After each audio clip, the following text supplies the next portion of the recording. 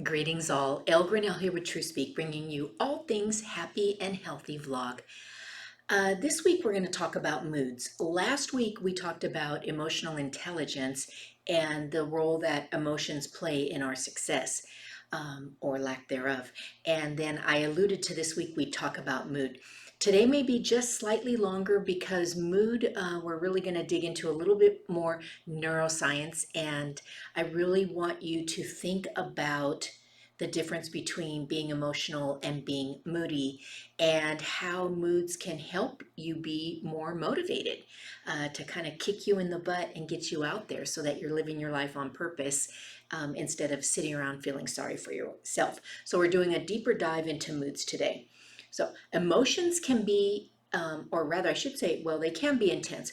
Emotions are more fleeting, and they're meant to teach us something really fast, or to advise us, or to lead us, right? So emotions. That's why you've heard fight or flight or deer in the headlights. Those are like emotions. But we feel emotions of joy. If you're at a wedding or the birth of your grandchild, or there's so many things to feel joy and love and appreciation about, but they are not long term. So emotions are not long term.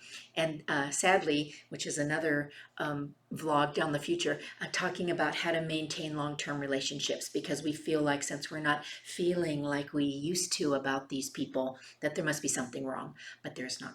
Anyhow, I digress. So moods are longer. Moods are actually created when our emotions are longer lasting and possibly scarring, right? So a mood kind of is a little buffer, a big comfy pillow, to keep us kind of stuck, actually. And so they tend to last hours and days, or months, or even years. So when you hear somebody say, oh, they're in a mood today, it's very rarely that they mean that person is happy. Usually, when people refer to a mood, it's kind of brooding, or a little bit sad or depressed or whatever. Okay, so types of mood. So the first one is called mood adjust disorder. And that's when we have emotions that are out of balance, things that we weren't expecting. We all get blindsided. We're human. We live. Um, Pets die, people die, we lose jobs, we move, different, we don't get into the college that we want. These things create a fleeting emotion in us, but when we're really blindsided, the emotion goes a little deeper, lasts a little longer, and then shifts into a mood. So that's a mood adjustment disorder. It's when life throws us curveballs. Whereas the reactive depression mood, which is a little deeper and a little longer, the perfect example of that is COVID. It's when unprecedented forces and fears outside of our control affect our lives in a way that spin us out, because we feel lack of control. And it's called that actually, both of those, mood adjustment disorder and reactive depression mood, both can lead to, if unchecked, and that's the secret that we're going to talk about in just a moment, can lead to learned helplessness. Okay, so learned helplessness is when you can't handle your emotions, which shift into a mood and then gets you stuck in this little groundhog day that you don't feel that you can do anything about.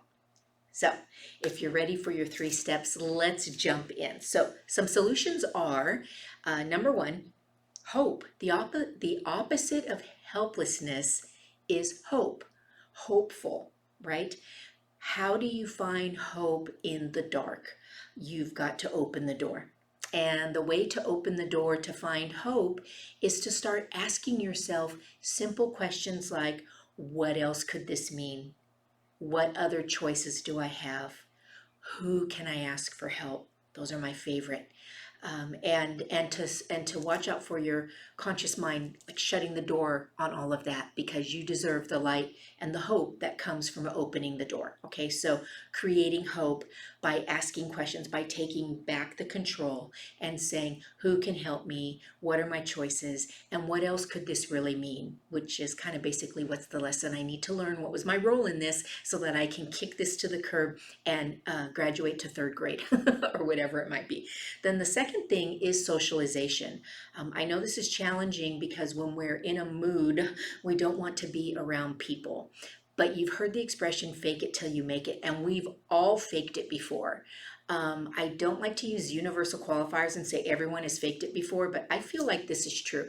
We have all pretended to be or do or have something that we don't, right? So you're going to fake it till you make it, meaning socialization, find healthy socialization, get out around people who are not going to pity party you, but who are going to help you raise your vibration and get some fresh air. Meet these folks outside, go for a walk, right? So that's kind of a two-part thing. Socialize and see if you can socialize outside. For those of you that may be still fearful of socialization, then that's okay, but do it outside and just one other person or somebody in your bubble.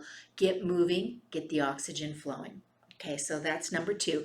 And then the third is therapy. Sometimes this stuff just spins around and around and we can't even find a door to open. We don't even feel like we have a friend we can talk to.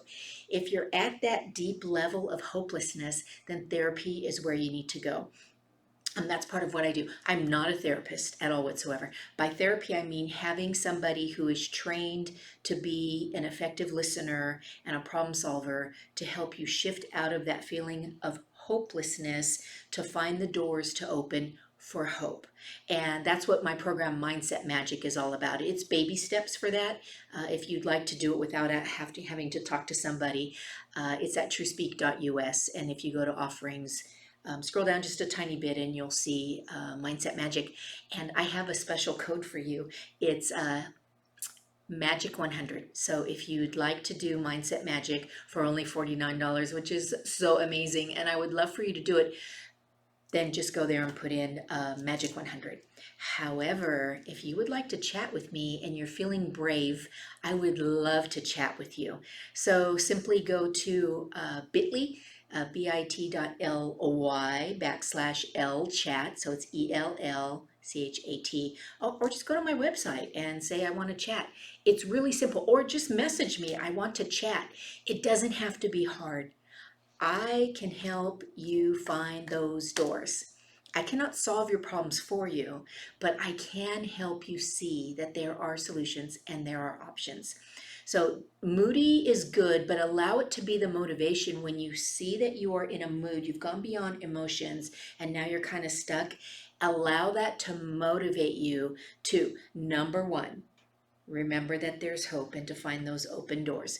Two, socialize with happy, healthy people who will help raise your vibration, and to seek therapy, somebody who's trained in problem solving for you. It's pretty easy. I know you can do it. If you're already happy and healthy, then I'm preaching to the choir. And I'd love to have you put some stuff in the chat about how you stay hopeful in these times. But otherwise, reach out to me. Again, this is what I do. It lights me up. I would love to hear from you. So until next week, namaste and aloha. Looking forward to hearing from you, and we can Zoom so I can actually see you as well.